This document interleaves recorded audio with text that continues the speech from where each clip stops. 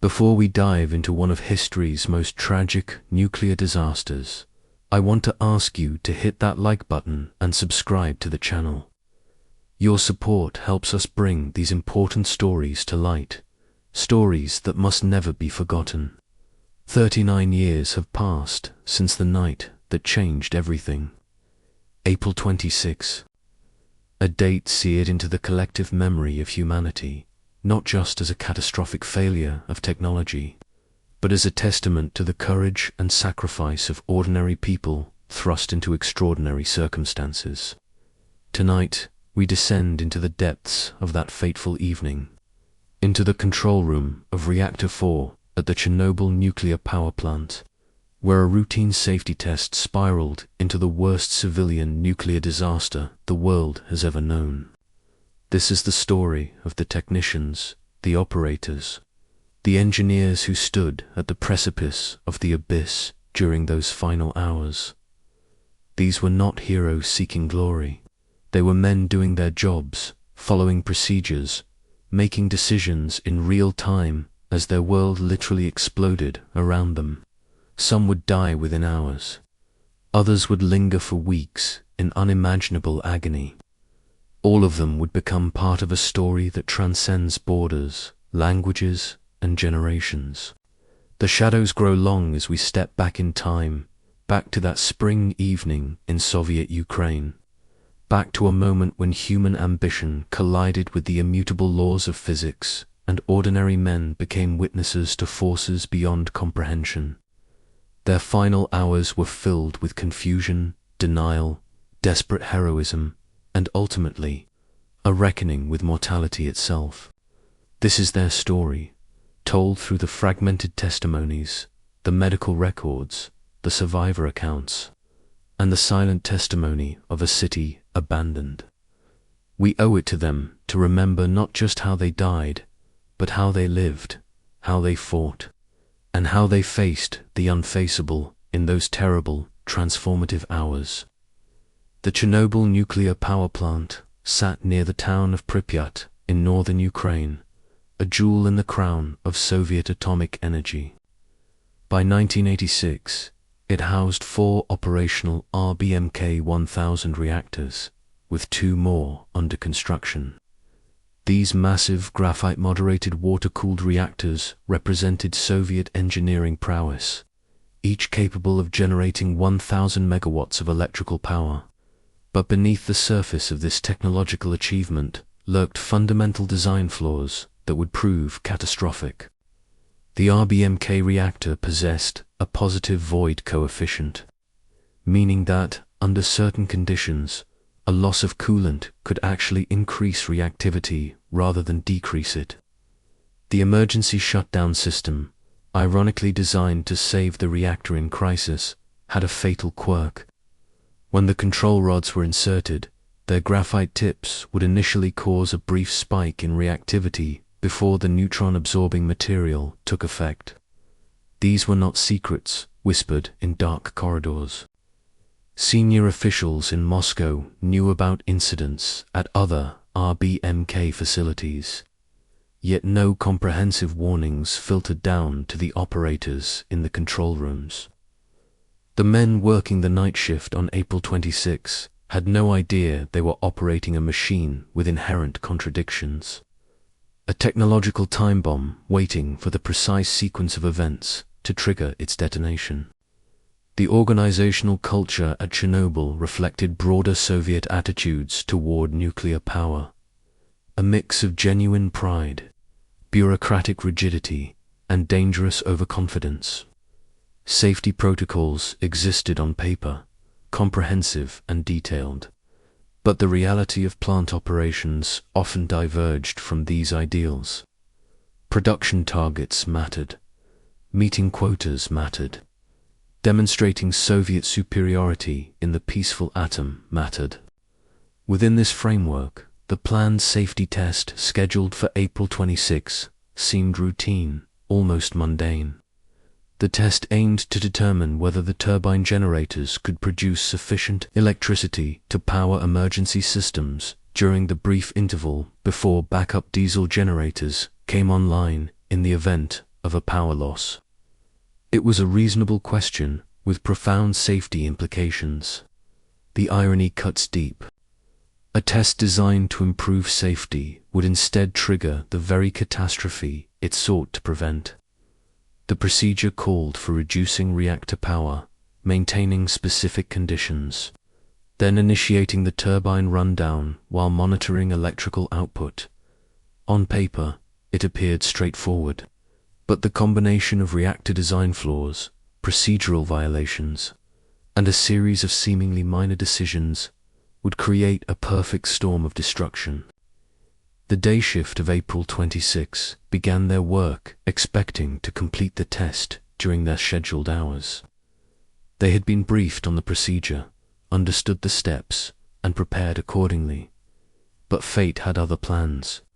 At 4 o'clock in the afternoon, the Kiev electrical grid controller requested that the reactor shutdown be delayed.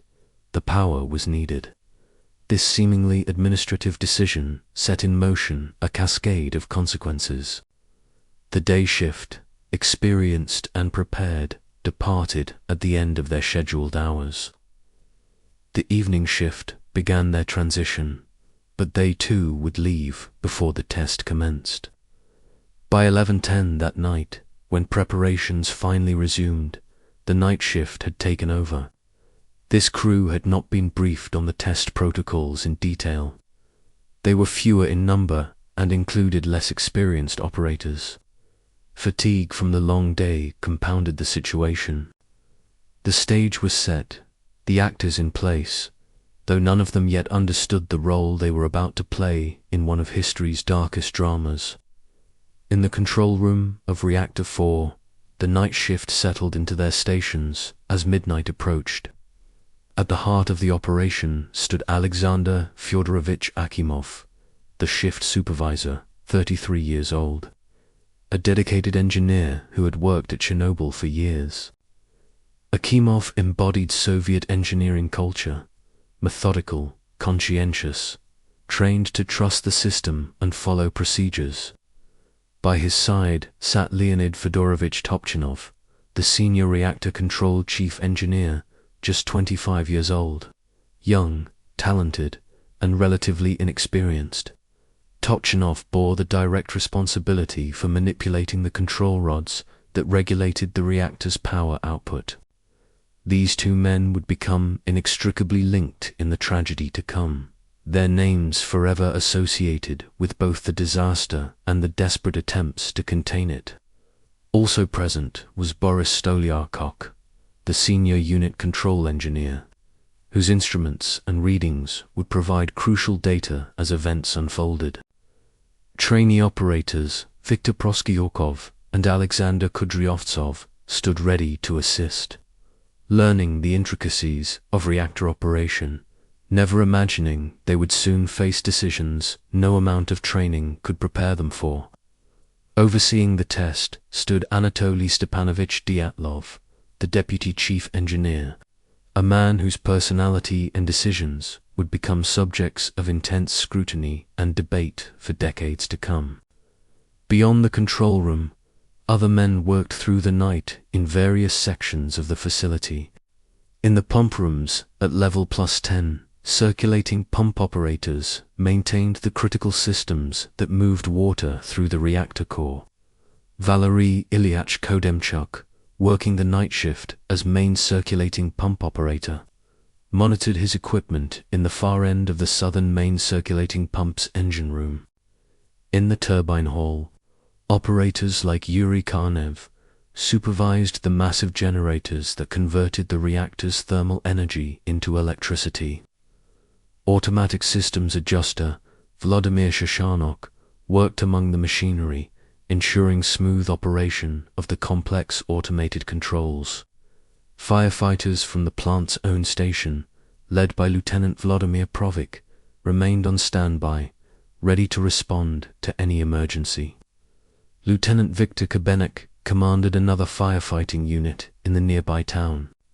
These men represented the invisible infrastructure of the nuclear age, the workers whose competence and vigilance stood between normal operations and catastrophe. They were fathers, sons, husbands. They had families waiting at home in Pripyat, lives stretching before them, plans for the weekend, dreams for the future. In mere hours, many of them would be dead or dying. The test protocol required reducing the reactor's thermal power to a specific level and maintaining stable conditions before proceeding. Shortly after midnight on April 26, the power reduction began. What should have been a controlled descent became complicated when the reactor power dropped far below the intended level, down to just 30 megawatts, thermal, a dangerous operating regime. Multiple accounts suggest this dramatic power drop resulted from operational errors, possibly by Topchinov, though the exact circumstances remain debated. Akimov and Dyatlov faced a critical decision. The test parameters called for higher power levels. Aborting would mean rescheduling, explaining the failure, facing bureaucratic consequences. The pressure to proceed, both explicit and implicit, weighed heavily. They chose to continue, attempting to raise power back to acceptable levels. This decision violated standard operating procedures. The reactor's condition made it increasingly difficult to control. Xenon-135, a neutron-absorbing fission product, had built up during the low-power operation, creating what operators called xenon poisoning. To overcome this and raise power, more control rods had to be withdrawn from the reactor core, reducing the safety margin to dangerous levels. The operators pulled more and more rods, desperately trying to stabilize the reactor at the required power level. They did not realize they were systematically dismantling the reactor's safety systems, pulling the pins from a nuclear grenade. By 1 o'clock in the morning, the reactor operated in a deeply unstable state. The power had been raised to roughly 200 megawatts thermal, still below the planned test level but deemed sufficient to proceed. Critically, the number of control rods fully inserted in the reactor core had dropped to a dangerously low level, far below the minimum required by safety regulations. The emergency protection system, designed to rapidly shut down the reactor in crisis, had been partially disabled to allow the test to proceed. Cooling pumps ran at increased capacity, exceeding normal parameters, which reduced the steam content in the cooling channels. This seemingly technical detail would prove catastrophic given the reactor's positive void coefficient. The stage was set. The reactor balanced on a knife's edge, maintained in an unstable equilibrium by constant operator intervention. In the control room, the men focused on their instruments, on completing the test procedure, on maintaining the required parameters. Some later testimony suggests unease, a sense that something was not quite right, but organizational culture, procedural momentum, and the authority structure all pushed toward completion. The test would proceed. At 1:23 and 4 seconds in the morning, the emergency turbine rundown began. The test had officially started. It would last precisely 36 seconds before hell itself erupted from the reactor core. The sequence of events in those 36 seconds has been reconstructed through instrument readings, computer data, and survivor testimony. As the turbine rundown began, pumps powered by the coasting turbine began to lose speed, reducing coolant flow through the reactor. The water in the cooling channels began to heat up and form steam. Given the reactor's positive void coefficient, this increase in steam voids caused reactivity to rise. The power output began to climb. Operators watching their instruments saw the numbers change, slowly at first, then with increasing speed. The reactor was running away from them, its power output doubling, then doubling again. At 1:23 and 40 seconds, Leonid Topchunov, watching his control panel in growing alarm, pressed the AZ-F5 button, initiating an emergency shutdown. The signal sent all control rods plunging back into the reactor core. The system's ultimate safety measure, designed to terminate the nuclear chain reaction and prevent disaster. But the design flaw, the terrible irony built into the RBMK system, now manifested with apocalyptic consequences. The graphite tips of the descending control rods entered the reactor first, briefly increasing reactivity rather than decreasing it. The power surge, already dangerous, became exponential. In the space of heartbeats, the reactor's power output skyrocketed to levels hundreds of times beyond its design capacity. The fuel elements shattered.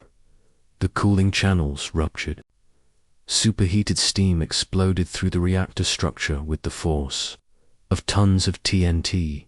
At 1:24 on the morning of April 26, 1986, Reactor 4 of the Chernobyl nuclear power plant ceased to exist as a functional device and became instead a radioactive volcano.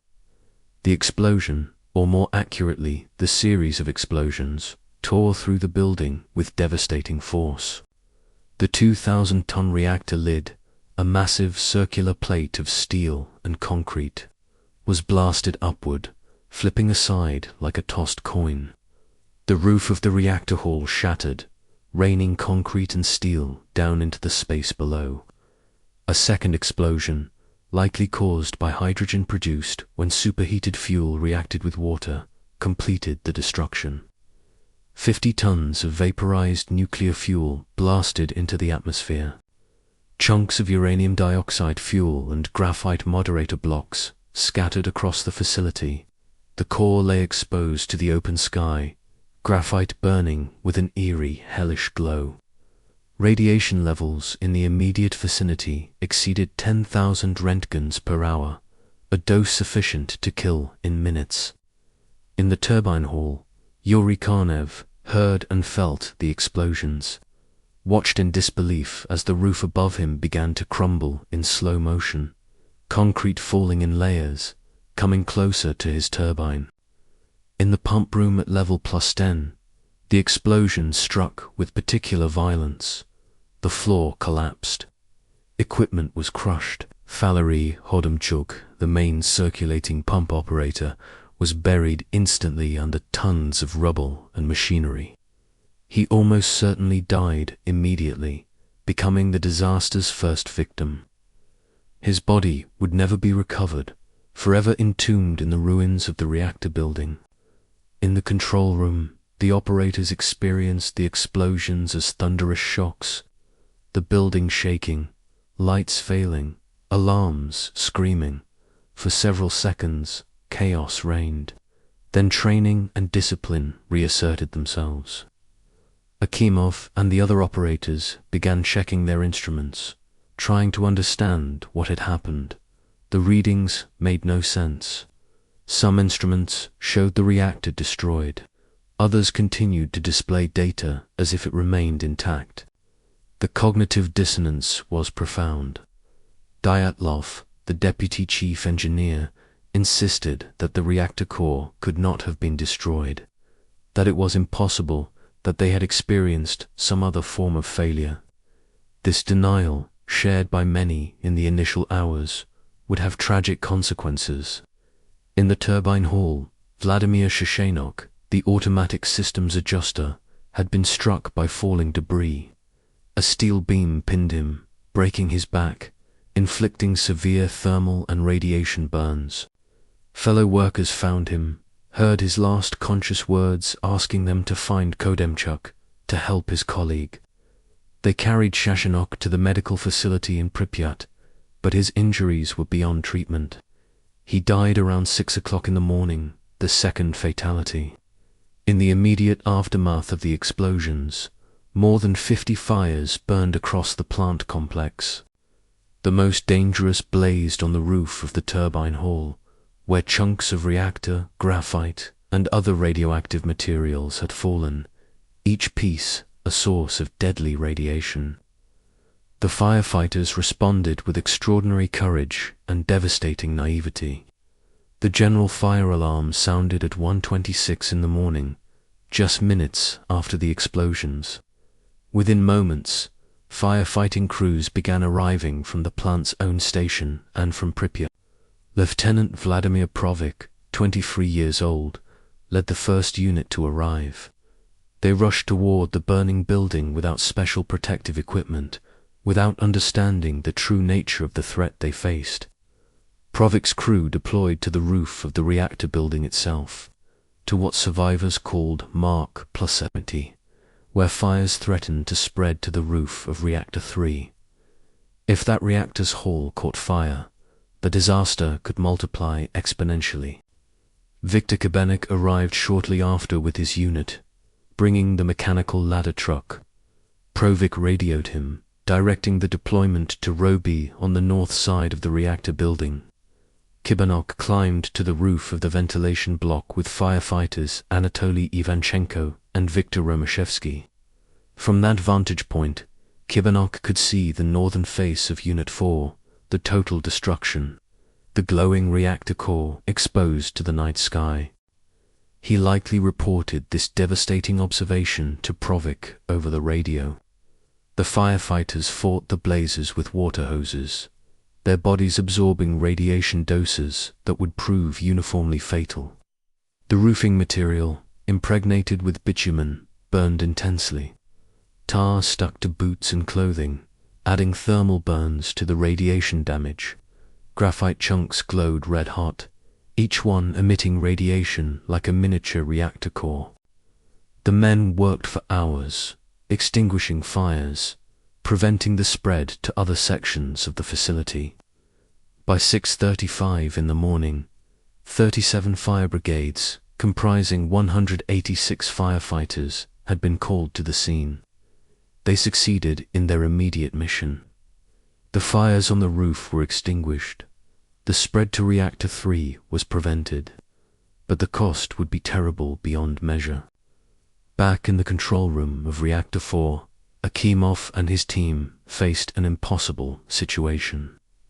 Their instruments gave contradictory readings. Water pressure in the reactor circuit was effectively zero, suggesting catastrophic failure. Yet Dyatlov insisted the core remained intact, that they needed to restore cooling water flow to prevent a meltdown. This order, born of denial and technical misunderstanding, would send men into the destroyed reactor building on a futile and fatal mission. Akimov and Topchinov, along with trainee operators, attempted to manually open valves to increase water flow into what they believed was an intact but damaged reactor.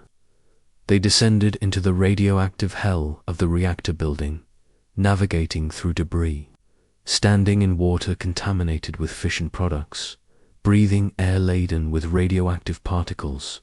The radiation fields they moved through exceeded anything their dosimeters could measure. With each passing minute, each passing hour of this futile effort, they absorbed more radiation, their bodies accumulating doses that would prove universally fatal. Topchinov and Akimov, later joined by shift foreman Alexander Kudryavtsov and others, spent hours in this deadly environment. They worked with desperate intensity, driven by duty, by training, by the belief that they could somehow restore control, somehow fix the At some point, Akimov ordered Kudryavtsov and Proskurokov, the two trainee operators, to go to the reactor hall itself to manually lower the control rods. It was a suicide mission, though none of them fully understood that yet. The two young men descended into the destroyed reactor space, saw the devastation firsthand, the destroyed core, the lethal radiation field. They returned to report the unthinkable. The reactor was gone, destroyed beyond any possibility of recovery. As dawn broke on April 26, the true scale of the catastrophe began to emerge from the fog of denial and confusion. Plant Director Viktor Bryokhanov and Chief Engineer Nikolai Fomin had been at home when the accident occurred. Fomin learned of the disaster around 4 in the morning and arrived at the plant to find chaos. He participated in the early response efforts, still operating under the assumption that the reactor core remained intact, that this was a serious accident but a manageable one. The cognitive barriers to accepting the truth were formidable. RBMK reactors were not supposed to explode. Soviet nuclear technology was supposed to be safe. To accept that the core had been destroyed meant accepting that fundamental assumptions were wrong, that the impossible had occurred. Throughout the early morning hours, workers continued to operate at the plant. Unit 3, which shared a building with the destroyed Unit 4, was not shut down until 5 o'clock in the morning. 286 men clocked in for the 8 o'clock morning shift to continue construction on the 5th and 6th reactors. The machinery of Soviet industrial operations ground onward even as radiation spread invisibly across the facility. In Pripyat, just 3 kilometers away, the city slept through the disaster, unaware of the deadly cloud drifting overhead. Children would play outside later that morning, breathing contaminated air. People went about their Saturday routines, while just beyond the trees, men fought and died in the radioactive ruins. The symptoms of acute radiation syndrome began manifesting within hours for those who had received the highest doses. The firefighters who had worked on the roofs, the operators who had entered the reactor building began to feel nauseated. Headaches developed. Some experienced vomiting. Skin exposed to highly radioactive particles began to burn and blister.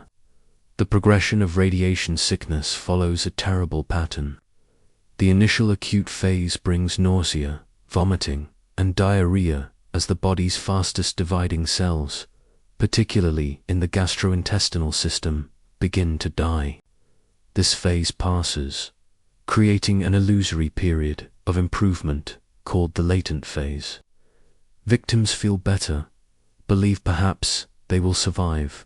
Then the true horror begins. White blood cells and platelets produced in the bone marrow drop dramatically. The immune system collapses.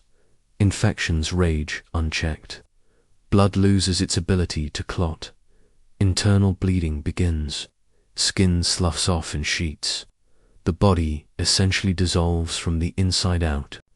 For those who received doses above 5 to 6 gray, which included all the firefighters on the roofs and several of the reactor operators, death was virtually certain despite the most intensive medical treatment available. Soviet authorities quickly organized the medical response. The most severely affected victims were transported first to Pripyat's medical facility, then evacuated to Moscow. Hospital Number 6, a specialized facility for radiation casualties, became the focal point of desperate efforts to save lives. Dr. Angelina Guskova and her team, along with international experts including American doctors and an Israeli specialist, fought to save the dying men. The evacuation to Moscow brought Akimov, Topchinov, Provik, Kibanok, and dozens of others to Hospital 6's radiation ward.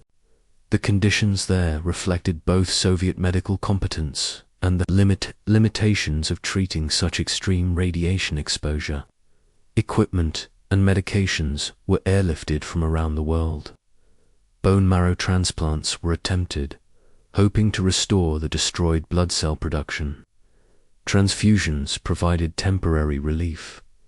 Antibiotics fought the endless infections. Pain medications offered what comfort they could, but for the most severely irradiated victims, these measures merely prolonged the dying, not prevented it. Akimov and Topchinov, the two men who had worked longest in the destroyed reactor building attempting to restore water flow, had absorbed catastrophic doses. Akimov's condition deteriorated rapidly. His skin developed severe radiation burns. Internal bleeding began. The young shift supervisor who had tried so desperately to do his duty, to save the reactor, to prevent catastrophe, lay dying in a Moscow hospital bed, his body betraying him cell by cell. Witness accounts describe him becoming unrecognizable as the radiation damage progressed, his features swelling and distorting. He died on May 11th, 15 days after the explosion, his body finally surrendering to the impossible insult of more than 1,300 rem of radiation. Leonid Topchinov followed him into death 3 days later, on May 14th.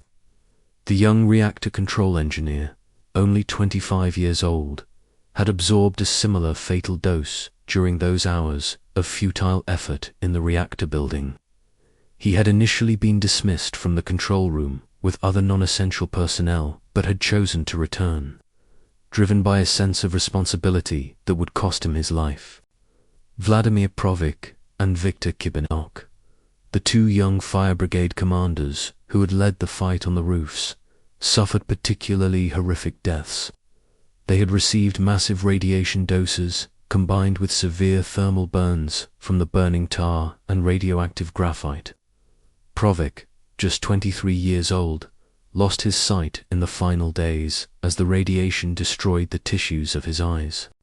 On May 9th, Kibinok seemed to improve briefly, managing to get out of bed, taking a shower, reassuring Provik that everything would be all right, that they would keep fighting. It was a cruel, false hope. That night, May 11th, both men died within hours of each other, along with several of their fellow firefighters. Their bodies had fought valiantly against impossible odds, but flesh and blood cannot withstand such radiation exposure. The thermal burns covered their bodies in layers of damaged tissue. Beta radiation from contaminated particles had created deep, non-healing wounds. Their bone marrow had been effectively destroyed, leaving them defenseless against infection. In total, 28 workers and firefighters would die from acute radiation syndrome in the weeks and months following the disaster.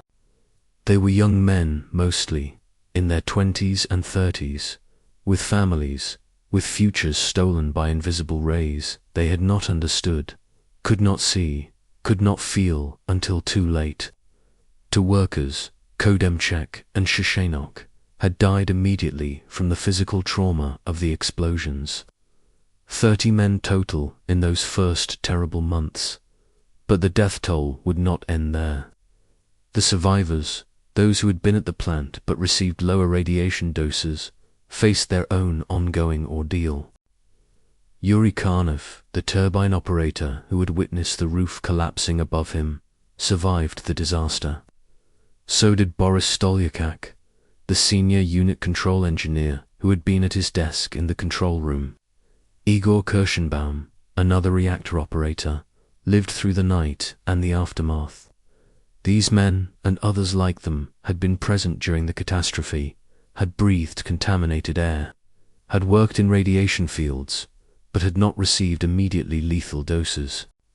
They would spend the rest of their lives wondering about long-term health effects, about cancers that might develop years or decades later, about genetic damage that might affect their children.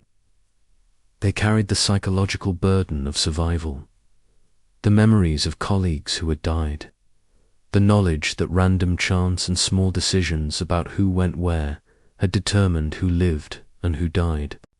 Razin Davletbaev, the deputy chief turbine engineer, survived and lived until March 2017. His survival, while so many others died, illustrated the terrible randomness of the disaster. How location and timing in those critical hours determined fate. The Soviet government convened a trial to assign blame for the catastrophe. Viktor Bryakanov, the plant director, and Nikolai Fomin, the chief engineer, both of whom had been home asleep when the explosion occurred, faced prosecution. Anatoly Dyatlov, the deputy chief engineer who had supervised the fatal test, stood accused along with them. The trial, originally scheduled for March 24, 1987, was postponed several times due to Fomin's suicide attempt, a reflection of the profound psychological trauma the disaster inflicted even on those who survived physically. During the proceedings, Fomin blamed the operators for deviating from the test plan. Dyatlov offered a different perspective, arguing that design flaws in the reactor, known to senior officials but not disclosed after earlier incidents at other plants, were the root cause. He maintained that they had followed operating manuals, that without modern upgrades the accident would have eventually occurred somewhere. Bryakhanov and Fomin were each found guilty and sentenced to 10 years in prison. The trial served multiple purposes for Soviet authorities. It assigned human blame, it deflected attention from systemic and design failures, and it provided a narrative of operator error rather than fundamental technological problems. But the reality was more complex. The RBMK reactor had inherent design flaws that violated safety standards in force at the time. The positive void coefficient, the emergency protection system design, the lack of adequate containment, the absence of warning signals for critical parameters, these were known issues that had not been adequately addressed. The operators had violated procedures, had pushed the reactor into a dangerous state, but they had done so within a system that enabled and even encouraged such risk-taking. The broader health impacts of the Chernobyl disaster extended far beyond the 30 immediate deaths. By the end of summer 1986, Moscow hospitals alone had treated about 15,000 people exposed to Chernobyl radiation. Ukraine and Belarus combined treated approximately 40,000 patients in the same period, roughly half of them children. The longer-term health consequences, particularly thyroid cancers among those exposed as children, would manifest over decades. Estimates of the total death toll vary enormously depending on methodology and assumptions.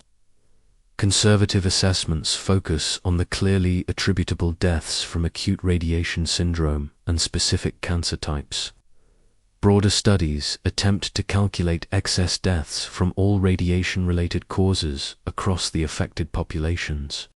The numbers range from dozens to thousands to tens of thousands, each estimate reflecting different assumptions about low-dose radiation effects, about background cancer rates, about causation and correlation. What remains undeniable is that April 26, 1986, created a cohort of victims that extends across generations and borders. The cloud of radioactive material released from the burning reactor drifted across Europe, depositing cesium and strontium and iodine isotopes across an enormous area. Communities hundreds of kilometers from Chernobyl evacuated permanently. Agricultural land became unusable. Water supplies were contaminated. The economic cost ran into hundreds of billions of dollars. The psychological and social impacts, the fear, the disruption, the loss of trust in authorities and technology, these costs defy quantification entirely. 39 years later, the Chernobyl exclusion zone remains. The new safe confinement structure, completed in 2016, covers the ruins of Reactor 4, replacing the hastily built sarcophagus that was constructed in the months after the disaster. Inside that structure, entombed in concrete and steel and radioactive debris, lies Valery Kodymchuk, the pump operator who died in the first seconds of the catastrophe. A monument was built into the sarcophagus's interior dividing wall, east of the pump hall where he died, honoring the man whose body could never be recovered. In 1998, a cenotaph was erected at Mitinsko Cemetery in Moscow, the final resting place of the firefighters and plant workers who died from radiation exposure. Their graves are marked, their names are known, they are remembered. The ghost city of Pripyat stands abandoned, a frozen moment from 1986, its apartments still containing the belongings of families who evacuated believing they would return in a few days. Nature has reclaimed the streets. Trees grow through buildings. wild animals roam where children once played. The Ferris wheel in the amusement park, which never operated for its intended purpose, has become an iconic symbol of futures abandoned, of lives interrupted, of the price paid for technological hubris and systematic failures.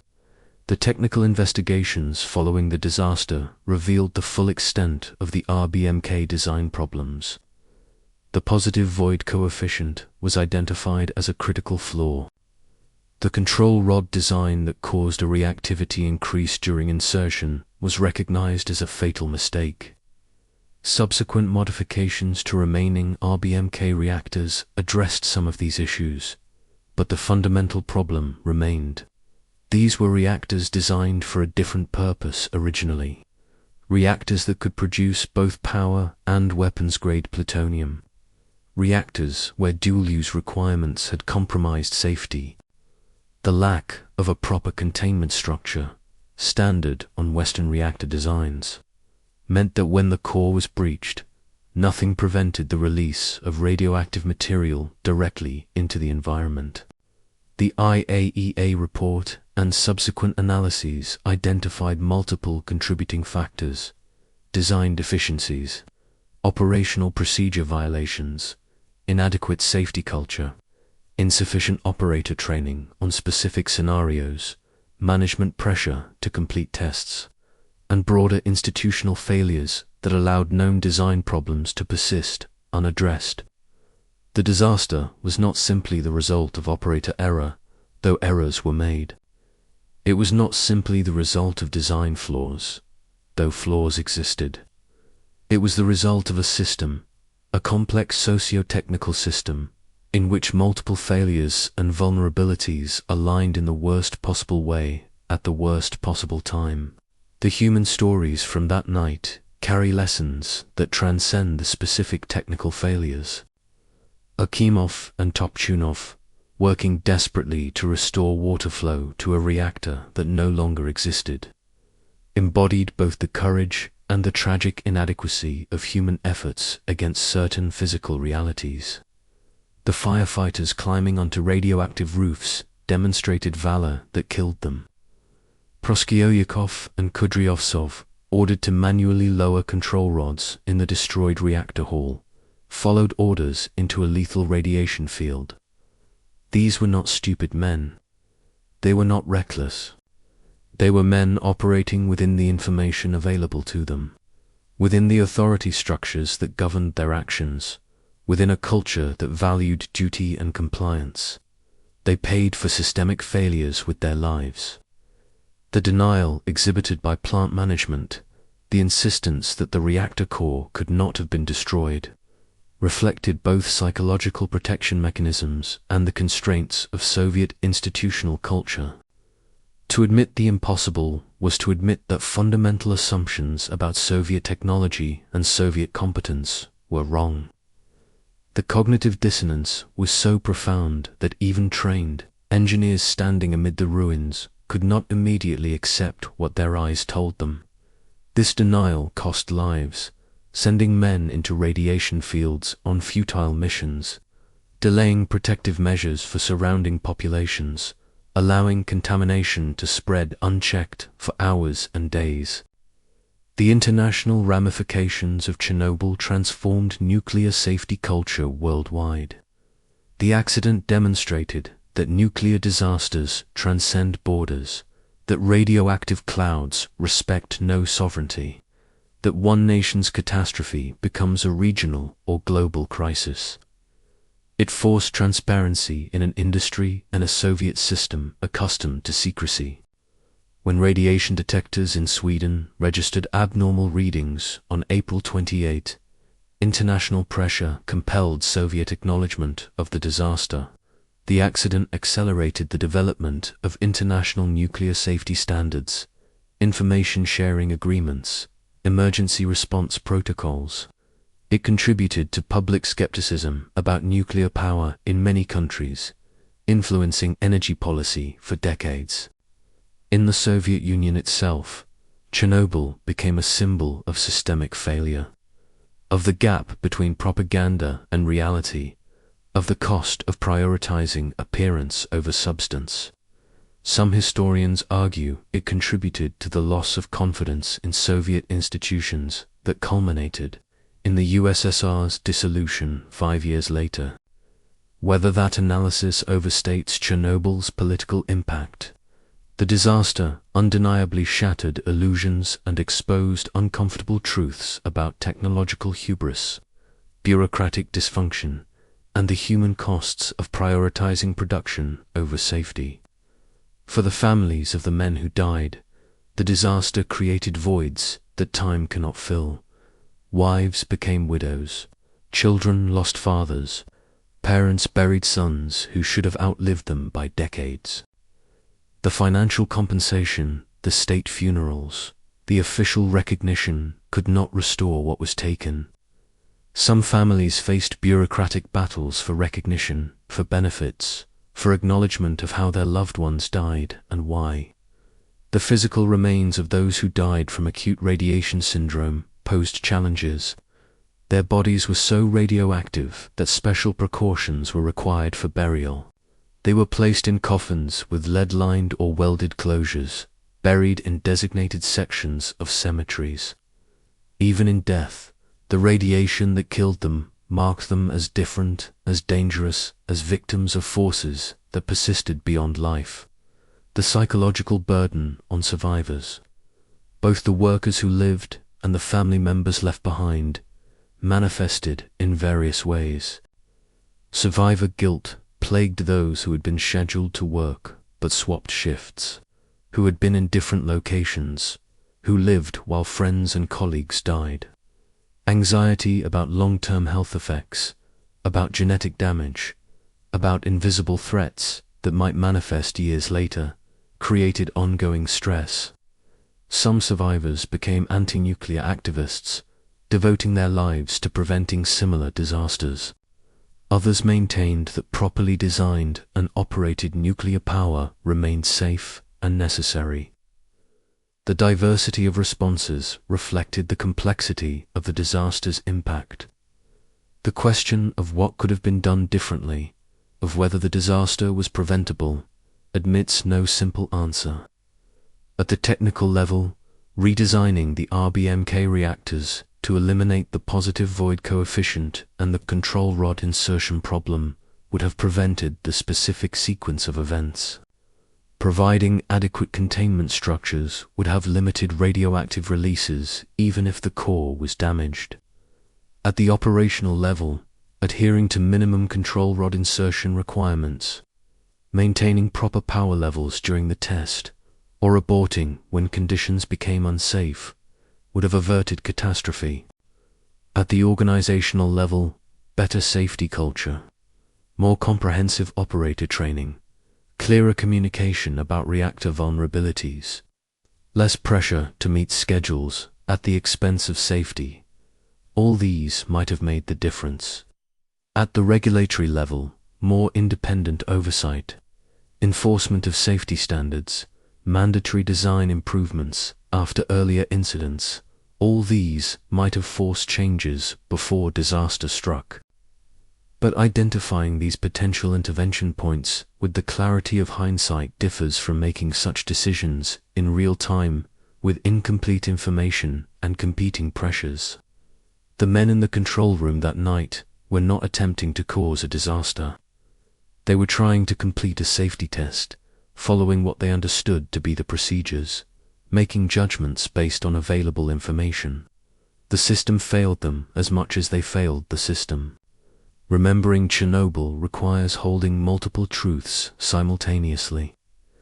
It was a disaster caused by design flaws and operational errors. It was a tragedy of human courage and human failure. It was a systemic breakdown reflecting broader institutional problems. It was a specific technical accident with universal lessons. The men who died in those first hours and weeks were both victims and, in the judgment of some, contributors to the catastrophe. They deserve neither uncritical hagiography nor simple condemnation. They were human beings facing impossible situations, making decisions with imperfect knowledge. paying ultimate prices for complex chains of causation extending far beyond their individual actions. Alexander Akimov trying desperately to restore water flow to a destroyed reactor. Leonid Topchinov pressing the AZ-5 button too late to prevent disaster, then working himself to death trying to fix the Vladimir Provik and Viktor Kibenik leading firefighters onto radioactive roofs. Valery Kodemchuk at his pump station when the floor collapsed beneath him. Vladimir Shoshanok crushed by falling steel, his last words a plea to help his colleague. These men and their stories form the human core of the Chernobyl disaster. The flesh and blood reality beneath the technical analyses and political The word Chernobyl has entered global consciousness as shorthand for technological catastrophe. For the price of hubris, for the persistence of consequences beyond human timescales. The radioactive isotopes released that night will remain hazardous for thousands of years. Cesium-137 has a half-life of 30 years, meaning it will take centuries to decay to safe levels. Plutonium isotopes will remain dangerous for millennia. The exclusion zone, that roughly 30-kilometer radius around the plant where radiation levels remain elevated, will outlast any person now living, will outlast the political systems and nations that created it. Archaeological ages are named for the dominant materials of their technology: Stone Age, Bronze Age, Iron Age. We live in the nuclear age, though perhaps future archaeologists will know it by other names. Chernobyl stands as a monument to the nuclear age's promises and perils, to the tremendous power we have learned to harness and the terrible consequences when that power escapes our control. The ruins of Reactor 4, encased in the safe confinement structure, will stand for generations as a warning, a memorial, a reminder of one spring night when ordinary men confronted forces beyond human scale and paid in ways beyond human imagination. 39 years have passed. The generation that experienced Chernobyl directly ages. Soon, all first-hand witnesses will be gone, and the disaster will transition fully from living memory to history. This makes the work of remembering more critical, not less. The technical lessons must be preserved and applied. The organizational and cultural insights must inform safety practices. But beyond these practical applications, the human stories must be told and retold.